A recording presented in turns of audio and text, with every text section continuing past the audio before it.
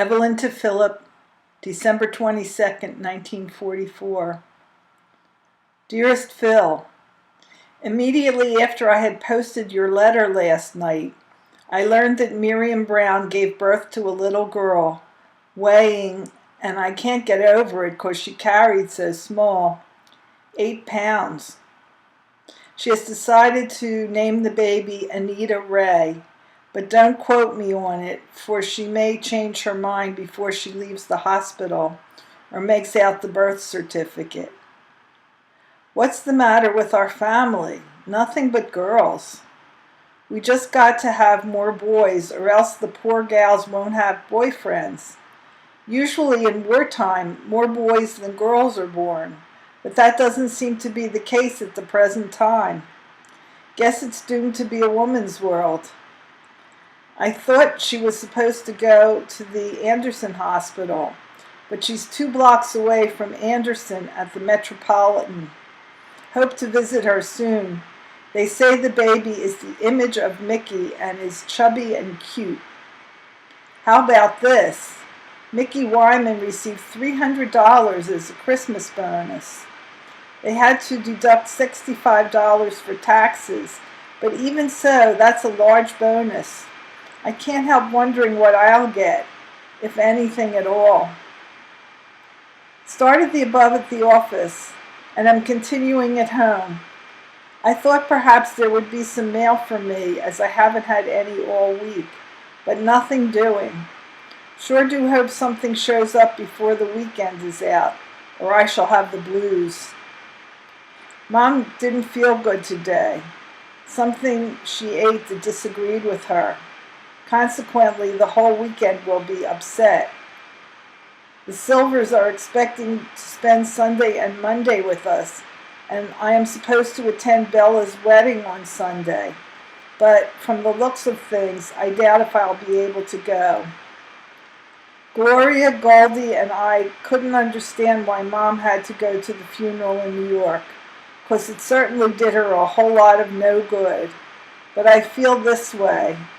Mom has a mind of her own, and if she can't use her own common sense about some things, that's her business. She hasn't felt too good since she got back. After all, those things are hard on a person. It snowed lightly yesterday, and since the snow from Monday had not yet disappeared, there is quite a bit of it about. Looks like we'll have a white Christmas. It has been freezing cold for the past few days, and temperature of 5 degrees is expected by tomorrow morning. Goldie is certainly the very essence of ambition these past few weeks, and I needn't tell you what a great help it is. December 23rd, 1944. I'm sorry, honey, but this must be a running letter, but I've been interrupted so many times that it's almost impossible to finish. Got some good news. Received a $10 bonus as a Christmas gift from Mr. Bellet.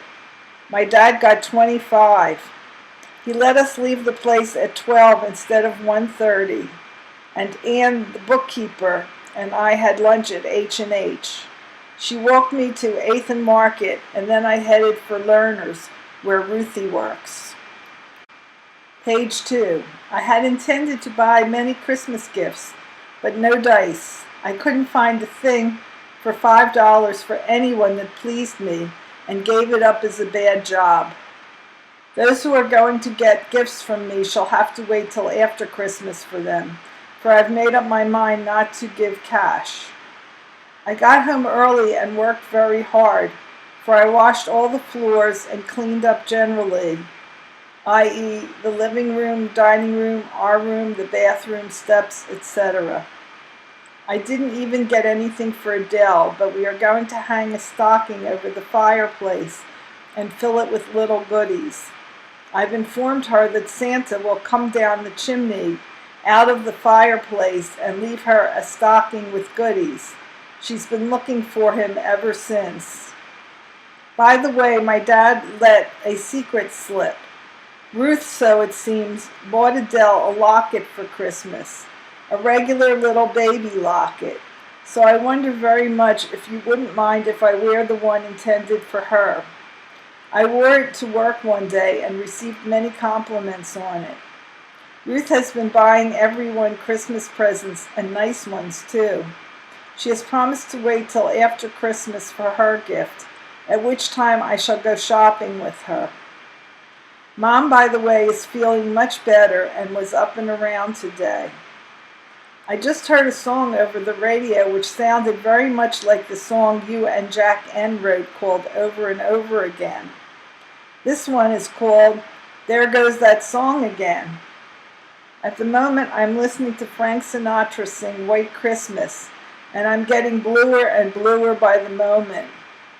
I've gotten to like the voice somehow, but I can't get excited about him. Some of his renditions are really lovely, in spite of all the female hullabaloo. We received the enclosed pictures from Len and Lee and question mark, and I'm sending them along because I thought you'd like to see them. Please send them back, honey, for I would like to show them around to others. Jack N. is probably in New York by now, and I should be hearing from him within the next few weeks. He undergoes the operation on December 27th. By the way, baby, or is this a silly question? Would you like me to send along cigarettes if I can get them? For I recall your mentioning that you were unable to get them. I haven't had mail for a week now, and with all the mail deliveries, I'm surprised that I haven't even gotten a single one. Could it be that the new offensive halted all the mail? The news has sort of put me in the dumps too, and I expect the coming weekend to be a sort of lonely one for me, even with all the company, for it is then that I am lonely most of all. Harry's company gave him a stunning all-wool sports shirt, worth every bit of $10 for a Christmas gift. And now, baby, because I'm very tired and still have a few things to do, such as washing the few things Adele wore today, taking a shower, etc., I shall say a fond good night. If only I could hug you, or something. Phil, do you realize that we have spent but one New Year's together?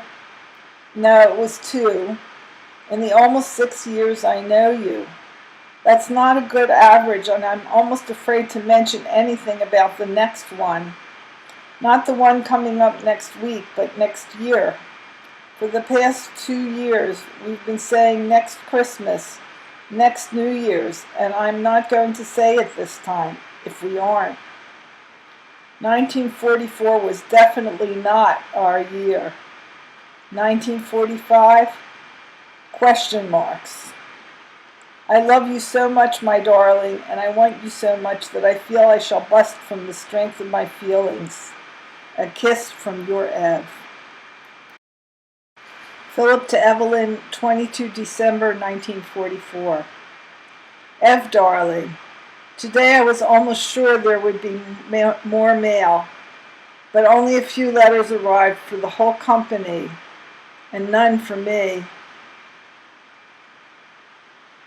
Consequently, it's rather difficult for me to think of something new to talk about. The only thing that happened to me today that's worthy of any comment was my visit to the movies. The picture was Hail the Conquering Hero with Eddie Bracken and Ellen Raines. It's a swell show and has just about everything: drama, pathos, and humor. While it's not nearly as funny as Miracle of Morgan's Creek, it does have its moments. Eddie Bracken seems to get better with each picture. This is his best to date. Ella Raines, whom I look forward to seeing because of the excellent publicity she has received in the press, was something of a disappointment. At least she was to me. She's not overly pretty, as far as I can see, and seemed to lack personality. But she didn't have much of a part anyway, so she didn't hurt the picture any. The surprise German offensive is the current topic of the day. However, everybody is practically agreed on one point, that the Huns are leaving themselves wide open and in a position in which their flanks and lines of supply and communication are extremely vulnerable. By the time you read this, Chippy, you will know the outcome. We're all sweating out the page 2 weather and are eager to see the Air Force go into action against the enemy penetrations. I noticed that Secretary Stinson makes the statement in today's press that if the enemy attempt is decisively defeated, the war may be shortened considerably. Naturally, I'm following developments very closely, because anything that bears on the duration of the war interests me greatly. The fellows are getting ready to turn in, sweet, so I'll say hasty hasta mañana at this point. All my love to you, my darling. Kiss my pumpkin for me. Love to all. Always your Phil.